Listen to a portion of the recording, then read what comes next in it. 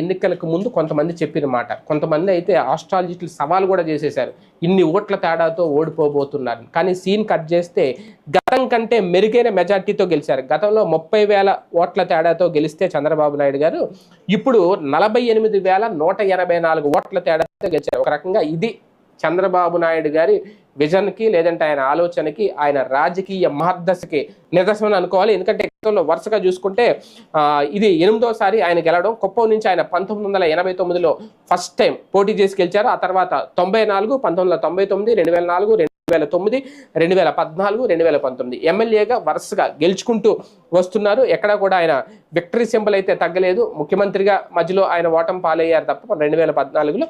నిజానికి కుప్పంలో ఆయనకి గెలుపుకి సంబంధించి అంత ప్రాధాన్యత ఇవ్వాల్సిన అవసరం అయితే లేదు. ఎందుకంటే అది ఆయనకి ఒక రకంగా పెట్టన కోట, అది ఆయన నియోజకవర్గమే, తిరుగులేదు. పులివెందుల జనకో అలాగే ఇక్కడ కూడా ఇప్పుడు పెట్టాపురం పవన్ కౌలుతుంది, మంగళగిరి